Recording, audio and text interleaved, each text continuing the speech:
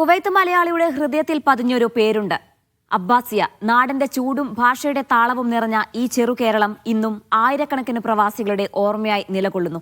മലയാളി ജീവിതത്തിന്റെ യാത്ര, ഒരു പ്രദേശത്തിന്റെ വളർച്ച, അതൊന്നും നമുക്ക് കണ്ടുവരാം. ലോകത്തിന്റെ ഏത് കോണിലും മലയാളികളുടെ കാൽപ്പാടുണ്ട്. 5 പതിറ്റാണ്ടിലേറെയായി നീളുന്ന മലയാളി പ്രവാസത്തിന്റെ ഒരു കഥ പറയാം. അബ്ബാസിയുടെ കഥ. 1970-75 കാലഘട്ടം. ആ കാലത്താണ് കപ്പലുകളിലും മറ്റു വഴികളും എത്തിയ മലയാളികൾ പതുക്കെ അബ്ബാസിയിൽ താമസം ആരംഭിച്ചത്. കാലം കടന്നപ്പോൾ മലയാളികൾ തന്നെ ഉണ്ടാക്കിയ ഒരു മിനി കേരളമായി ഈ പ്രദേശം മാറിയിരിക്കുന്നു.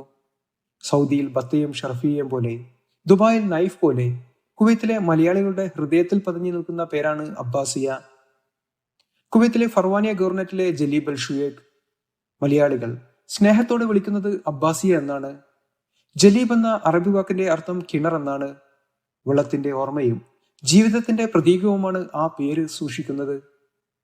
1960കളിലും 70കളിലും കുവൈത്ത് വളരുമ്പോൾ ഈ പ്രദേശവും കുടിയേറ്റക്കാരുടെ പുതിയ ലോകമായി. 70-75 കാലഘട്ടത്തിൽ മലയാളികളുടെ പാദമുദ്രകൾ ഇവിടെ പതിഞ്ഞു. 1-2 മുറികളിൽ നിന്ന് ആരംഭിച്ച ജീവിതം കടകളും ചായക്കടകളും ചെറുകിട കച്ചവടങ്ങളും ചേർന്ന് മലയാളികളുടെ സ്വന്തം ഗ്രാമമായി വളർന്നു. ഇന്ന് അബ്ബാസിയുടെ തെരുവുകളിൽ മലയാളം ബോർഡുകളും കേരളത്തിന്റെ ഗന്ധവുമാണ് നിറഞ്ഞു നിൽക്കുന്നത്. പ്രവാസ ജീവിതം ആദ്യമായിട്ട് തുടങ്ങിയത് ദുബൈയിലായിരുന്നു. അതിനുശേഷമാണ് കുവൈറ്റിലേക്ക് പ്രവാസ ജീവിതം ആരംഭിച്ചത്. ഏകദേശം 16 വർഷമായി ഞാനിവിടെ അബ്ബാസിയിൽ വസിക്കുകയാണ്.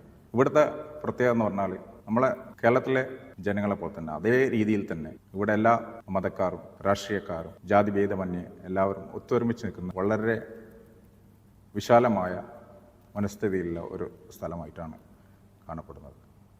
ചായക്കടകളിലെ ചർച്ചകളും പുഞ്ചിരിയും എല്ലാം നാടിന്റെ ഓർമ്മയാണ്.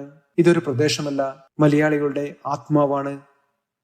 ചർച്ച്, പള്ളി, ക്ഷേത്രം എല്ലാം ഇവിടെ ഒരുമിച്ച് ശ്വസിക്കുന്നു. ഓണം, ഈദ്, ക്രിസ്മസ്, മതത്തിനതീതമായ ആഘോഷങ്ങളുടെ നാടാണ് അബ്ബാസിയ. കായിക രംഗത്തും അബ്ബാസിയെ കൊണ്ട് അഭിമാനകരമായ ഒരു പാരമ്പര്യം. ഇവിടെ കളിച്ച പലരും പിന്നീട് കുവൈത്ത് ദേശീയ ടീമിൽ വരെ സ്ഥാനം നേടിയിട്ടുണ്ട്. ക്രിക്കറ്റിൽ നിന്ന് ബാഡ്മിന്റൺ വരെയായി ഇന്ന് ആയിരങ്ങൾ കായിക രംഗത്ത് സജീവമാണ്. ഒരു പ്രവാസിയായി ഇവിടെ എത്തിയപ്പോൾ നമുക്ക് ഏറ്റവും കൂടുതൽ മിസ് ചെയ്യുമെന്ന് പ്രതീക്ഷിച്ചത് ഇവിടുത്തെ ഒരു സ്പോർട്സ് ഈവൻറ്റുകൾ, നാട്ടിലും കുറേ കളികളും ഷട്ടിലും എല്ലാം കളിച്ച് ഇവിടെ വന്നതാണ്. അതൊക്കെ മിസ് ചെയ്യുന്നതാണ് പ്രതീക്ഷിച്ചത്. പക്ഷേ ഇവിടെ വന്നപ്പോൾ നേരെ ഓപ്പോസിറ്റ് ആയിരുന്നു. ഈ അബ്ബാസിയ എന്ന് പറഞ്ഞ ഒരു സ്ഥലത്ത് വന്നേ പിന്നെ നമുക്ക് മലയാളികളുടെ കൂട്ടായ്മ കൂടുതലാണ്. അതുപോലെ തന്നെ സ്പോർട്സ് ഈവൻറ്റ്സ് ഭയങ്കരമായിട്ട് സപ്പോർട്ട് ചെയ്യുന്ന ഒരു ജനസമൂഹം ഇവിടെയുണ്ട്. അങ്ങനെ ഒരു ഇതിൽ വന്നുപെട്ട വളരെ ഭാഗ്യമായിരുന്നു.